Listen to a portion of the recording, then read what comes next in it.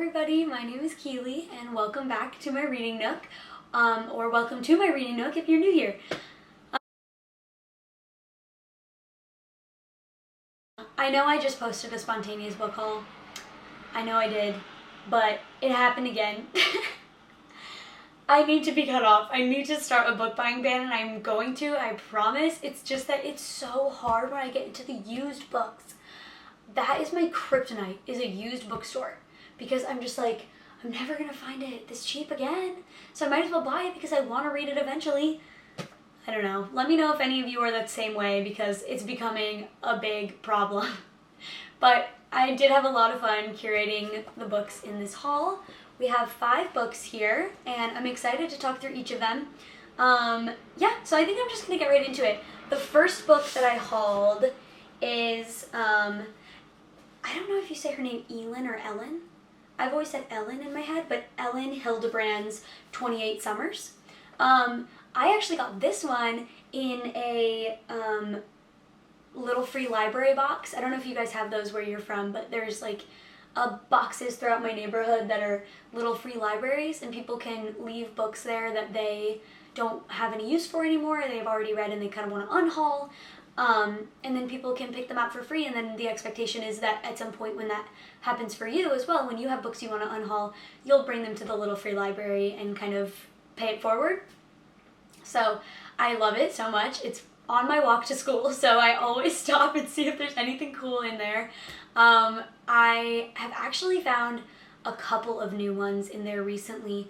This is one of them, and I just realized that I didn't put the other one. It's on my shelf back there. I didn't put the other one in this haul, but I'll just talk about it. The one that I didn't put in here is The Dutch House by Ann Patchett.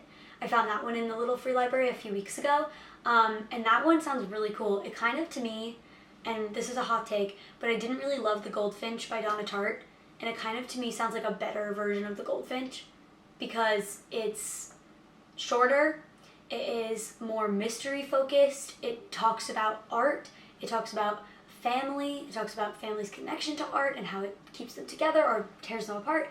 Sounds really exciting. I've been eyeing it for many, many years, and I just had never picked it up, and so I found it in the little free library, and so I was like, oh, perfect. So, yeah, I figured I would mention that one before I get into this haul, but now moving on to the books that I actually pulled out to talk with you today, the Ellen Hildebrand 28 Summers book. This one is like a big book for some reason. I thought for some reason maybe this was like in a, like, you know when they're in like large print? Don't really love that. I'm kind of worried that that's what this is, but it doesn't say it on there, and I feel like usually it does, so I don't think it is. I think this book is just big. It's got big pages, and it's over 400 pages, so it's pretty chunky, but I'm excited about it. I think that this will be fun for me to read when it's really cold. And I'm craving the summertime again. I will pull this out and kind of take myself back to the summertime vibes. But yeah, this one is kind of like a gossipy, like, adult romance book. The tagline is, "Their secret love affair has lasted for years, but this will be the summer that changes everything." When Mallory Blessing's son, Link, receives her deathbed instructions to call a number on a slip of paper in a desk drawer, he certainly does not expect Jake McLeod to answer. It's the late spring of 2020, and Jake's wife, Ursula de Guernsey, is the front-runner in the upcoming presidential election. Link is sure there's been a mistake. How do Mallory and Jake even know each other? Flashback to the sweet summer of 1993. Mallory has just inherited a beachfront cottage on Nantucket from her aunt, and she agrees to host her brother Cooper's bachelor party. Cooper's college friend Jake McLeod attends, and Jake and Mallory form a bond that will persevere through marriage, children, and Ursula's stratospheric political rise, until Mallory learns she's dying. So, 28 Summers is the unforgettable story of an unconventional love that knows only one season. Seems really interesting. I'm curious to see like how this love affair is maintained, like through all of their lives. They have kids with other people. They're, you know, I'm kind of curious like why couldn't they just be together? You know what I mean? Why did they have to like bring all these other people involved and like hurt other people? But I go to school in Boston. I have family in Massachusetts, so the vibes of like a summery cottage on Nantucket, yes, I'm very into that. I'm so here for that. And I think I'm really gonna want that in like January, February when it's bitter cold in Massachusetts and I'm like really craving summers on Cape Cod. Yeah, so I'm excited to have this one. I've been eyeing it for a little bit. It always seemed interesting, but I just never like went through the effort to pick it up. But now I have it, and again, this was from the little free library in my neighborhood. Love it. Now the next 4 books, I guess I could say, yeah, the next 4 books out of 6 because I added The Dutch House to this haul without actually holding it up. But it's there. It counts. I've hauled it. The next 4 books I picked up yesterday when I was watching The Head of the Charles, which is a crew like rowing race that happens in Boston every year in the fall. And I was watching that with my boyfriend and some friends, and we ended up walking all the way along the river into Harvard Square. We did some book shopping. So I actually got these from the Harvard Bookstore, which has no affiliation with Harvard University, which makes little to no sense to me, but there is like a real Harvard bookshop that's like affiliated with the university, and this one is not that. This one is like an independent bookstore that has a really good used section in the basement, and that's where I ended up getting all of these from, which is exciting. So I love a good traipse around a used bookstore. You guys know me. Yeah, and I picked up these 4 there. So the first one that I got from the used section of the Harvard Bookstore is The Importance of Being Earnest and Other Plays by Oscar Wilde. I've talked about this before in like a previous haul in the summer, but Oscar Wilde is one of my favorite authors. I love The Importance of Being Earnest. It's like probably my favorite play ever. I just think it's so funny. I love comedy plays. I just think they're hilarious. I read it first in middle school just for funsies. Because that's the kind of kid I was in middle school. I was reading Oscar Wilde plays for funsies. And then I read it again in a high school English class. And I've loved it both times. Yeah, so The Importance of Being Earnest and Other Plays is a collection of Oscar Wilde plays. If you're not familiar with it, The Importance of Being Earnest is a play of basically misunderstandings. It says it was first performed in 1895. The Importance of Being Earnest is a play full of mix-ups, unexpected plot twists, mistaken identities, and extraordinary quick-fire wit. It was Wilde's greatest work and represents the climax of his career. And I would agree. I just think it's so damn funny. It's just like there's puns, there's like plays on words, there's just big misunderstandings, and it's all just like really well developed and funny. Each of the characters are super fully realized, and sometimes I find that in plays like one character is a shining star, but I feel like in The Importance of Being Earnest, every character is so fully realized and just so funny. So there's that. And then the collection also contains Lady Windermere's Fan and An Ideal Husband, 2 brilliant comedies offering devastating social commentary on Victorian manners and morals. So that's what makes Oscar Wilde's work so funny to me, is like he's basically like messing with people, like he's making fun of the like hoity-toity Victorian era, and I just think that's fun. Like I think it's good-natured, it's funny, but it's also kind of scathing, and I love that about what he does. It says, in these 3 works, the wisdom, wit, and literary genius of the greatest conversationalist of his age are on full display. They have amused and entertained audiences and readers alike for over a century. And, you know, I would say that's very true because I have been entertained by these since I was in middle school. So I just think that this will be fun for me to have and fun for me to pick up when I just need a laugh, like something goofy. Yeah, and that's The Importance of Being Earnest and Other Plays by Oscar Wilde. I'm really excited to own this and pick them up again, revisit The Importance of Being Earnest, but then read the other 2 plays in here for the first time. So that's the second one. And then the third one, I'm super pumped about, it is Oil by Upton Sinclair. And this, it says on the front that this was the inspiration for the movie There Will Be Blood, which I had to watch for a college English class earlier in college when I was a freshman. And the movie was really good. I really liked it. It was kind of scary for me, but I did enjoy it. Yeah, it's basically a classic tale of greed and corruption. Upton Sinclair, you might know his name because he wrote a book called The Jungle, which was like kind of a scathing review of the meatpacking industry, and like the injustices that were going on in it. I think people call him the inventor of muckraking, which is like kind of stirring the pot, like very like controversial. He likes to bring attention to injustices and things like that. And yeah, it was in like the 1920s that he was doing all of this, so like the early-ish 20th century.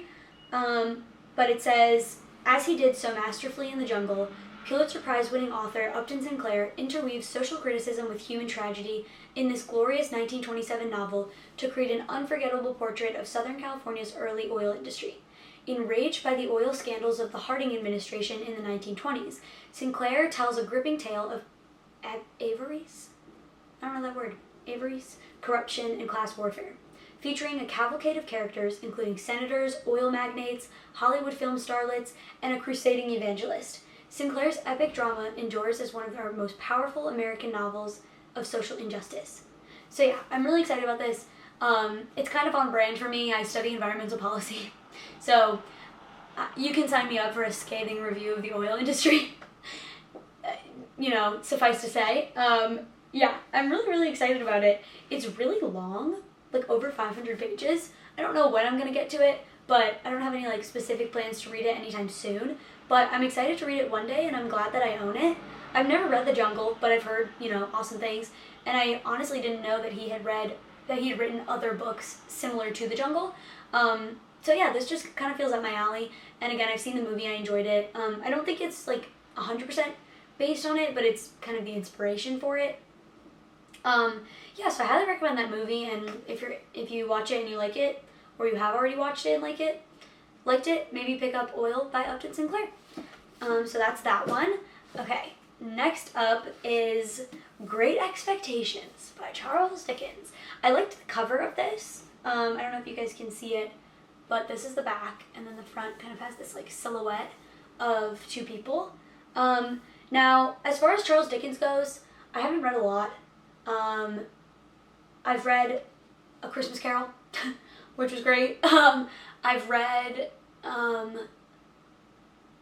small parts of Oliver Twist, but I haven't actually read one of his full-length novels. And Great Expectations is one that I've heard the most positive reviews of. So I was like, I figured this could be a good way in. Again, same thing with Oil. I don't really have a specific plan to read this. It kind of gives me winter vibes though, so maybe I will want to put this on a December, January, February TBR. But yeah, the back says, Great Expectations, 1861, is one of Dickens' most popular novels. In addition to its endearing hero, Pip, a blacksmith's boy desperate to escape his humble background, the story is populated by a vivid cast of characters, from the convict Magwitch to Miss Havisham, who, jilted long ago, still wears her wedding gown and, for revenge, schools the beautiful young Estella in the art of malice towards men. When Pip receives a legacy and promptly leaves for London to become a gentleman, only then does he begin learning about the gulf between appearances and reality. So, Charles Dickens does a lot of, his whole bit is social commentary on London and the hardship that goes on there. So I think Pip makes sense as a heroine for a Charles Dickens novel.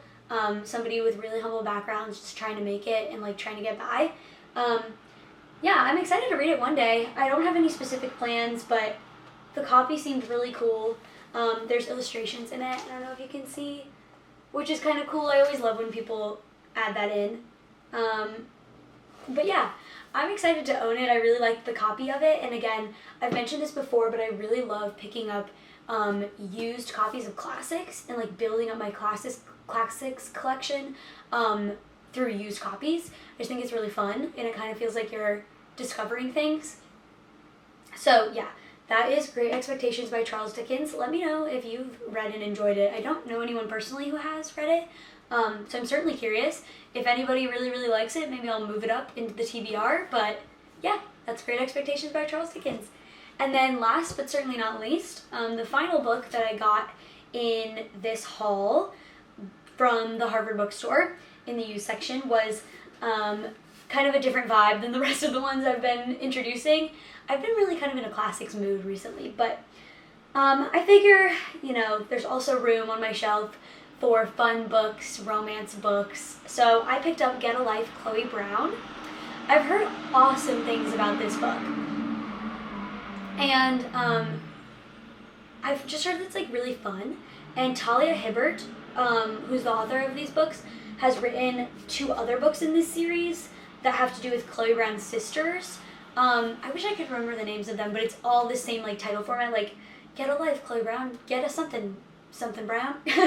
But yeah, this one I think is the first one. In the back says, Chloe Brown is a chronically ill computer geek with a goal, a plan, and a list. After almost, but not quite, dying, she's come up with 7 directives to help her get a life, and she's already completed the first, finally moving out of her glamorous family's mansion. The next items: enjoy a drunken night out, ride a motorcycle, go camping, have meaningless but thoroughly enjoyable sex, travel the world with nothing but hand luggage, and do something bad. So, I don't know, I can kind of relate to Chloe Brown being like, always following the rules, like that's very me. So I feel like this was, of the 3, like the most relatable for me and the most fun for me to read. It says, but it's not easy being bad, even when you've written step-by-step guidelines on how to do it correctly. That's so funny, that's like very me. My big thing is like planned spontaneity. Like oxymorons, but still, that's all I can do. What Chloe needs is a teacher, and she knows just the man for the job. Redford Red Morgan is a handy man with tattoos, a motorcycle, and more sex appeal than 10,000 Hollywood heartthrobs. He's also an artist who paints at night and hides his work in the light of day, which Chloe knows because she spies on him occasionally. Just the teeniest bit. But when she enlists Red in her mission to rebel, she learns things about him that no spy session could teach her, like why he clearly resents Chloe's wealthy background, and why he never shows his art to anyone, and what really lies behind his rough exterior. So yeah. The tagline is, love wasn't on her to-do list. So I just think it's cute. Like, it seems like it's going to be really fun. Watching someone get out of their comfort zone, fall in love, people from unlikely backgrounds kind of coming together. So I've heard awesome things about this entire series, so I figured it was time I picked one up. And when I found a used copy, I was pretty excited. Yeah, so that's Get a Life, Chloe Brown by Talia Hibbert. And that is going to finish up this haul. Thank you so much for joining me as I do way too many haul videos. Thank you for joining me in my reading nook. I had so much fun talking about these books, and I'm really excited to get to them at some point in the future, and add them to my collection. So yeah, thanks for coming to my reading nook. Happy reading, and I hope to see you next time. Bye!